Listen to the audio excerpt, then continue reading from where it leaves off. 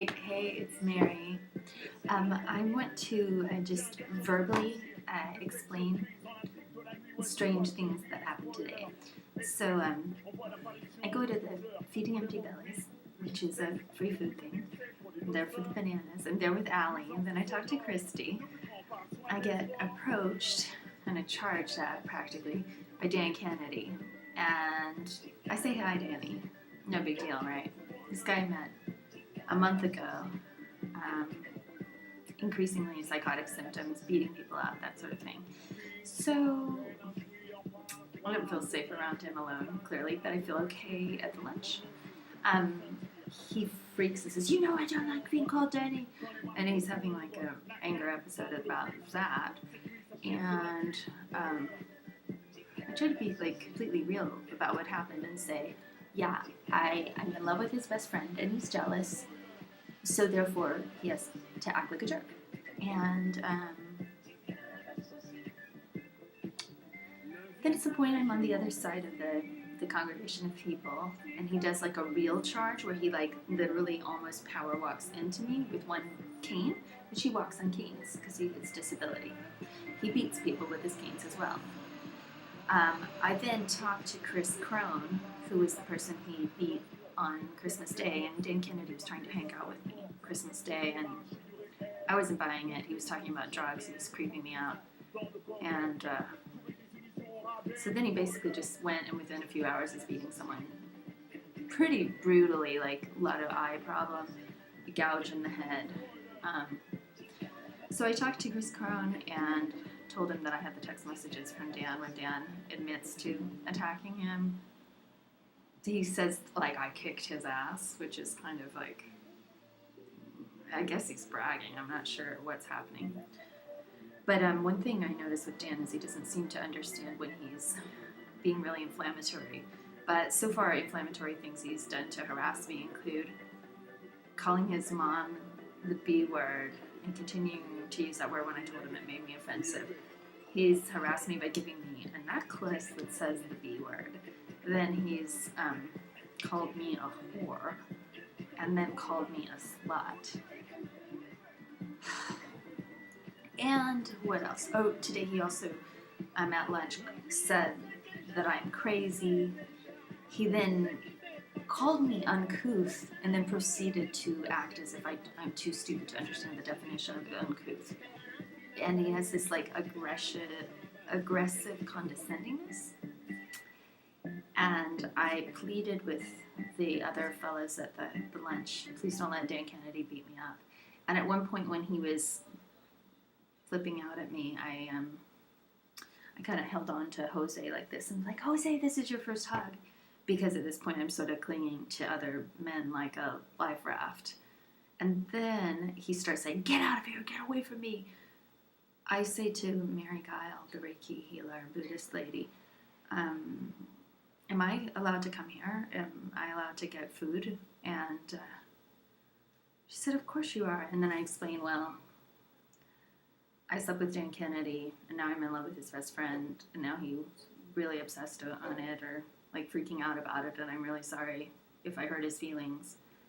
And she's like, oh yes, no, and then she used the word slut shaming as the trendy, cool word to explain it, and like, yes, of course you're welcome. And I was like, can I be here without being harassed?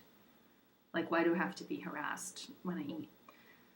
So, I just thought I'd throw that out there. I know he tries to be like big man on campus up at the Clatsop Community College, but literally the day I met him about a month ago up there for our first time of hanging out after Thanksgiving, I thought, dudes like this are why I don't even like setting foot on college campuses, because they're creepy, condescending pseudo-intellectuals who basically are like serial stalker harasser types.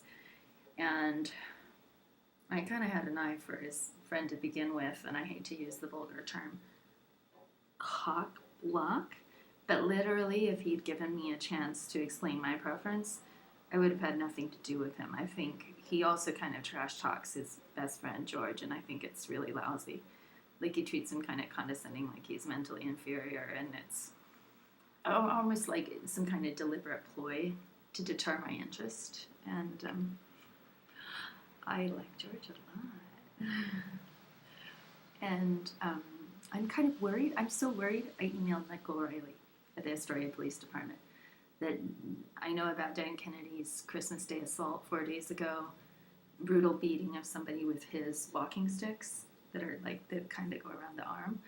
And then that he has a problem with Adderall, snorting Adderall, freebasing Adderall, told me he smokes meth, pops Valium like at a gross level, gross. And then he's also raised his voice when I briefly had him over here in my building, like at least twice, and basically doesn't care if he gets me kicked out. He wants to raise hell and scream at me. So I think he's like, thinks I'm hiring for new drama boy, but I'm not. And I'm actually even worried that he might start, well, he was harassing me and George last night via text message, and I'm worried that he might hurt his friend George, or, I mean, if he gets in the way of me and George having fun, I can live with that. Like, I don't want George to get hurt, and I don't want Dan to hurt him, but I wrote him a letter that's basically explained, we're consenting adults, and you don't own me, and you don't own your friend George, and it's almost like a, anyway.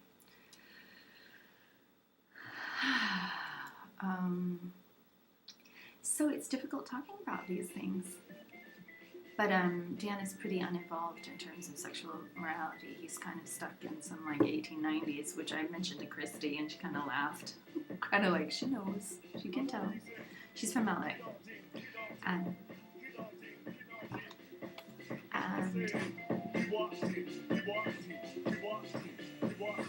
it's amazing what girls go through with these crazy men. I think the Northwest has some of the craziest men I've ever met in my life. I miss the cult of the Southern Gentleman. I think it was like a meth zombie apocalypse. And all I got was like 4 free bananas to put in my freezer for smoothies. Can you imagine that I would have to be mistreated that badly? For some bananas? But, I don't know what George is. But I hope Dan doesn't scare him off the gut. I think he's just getting some sleep.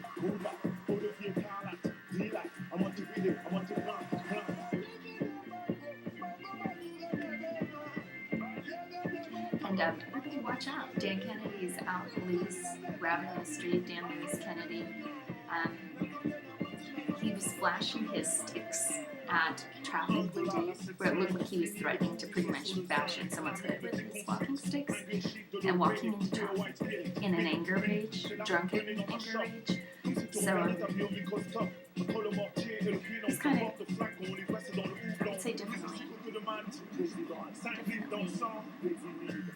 creepy. You know what he said to me? He kind of basically put his friend George down today and was saying, oh, you know, you're going to get tired of George at his intellectual level or something. He was basically alleging that George is an idiot and was going to bore me.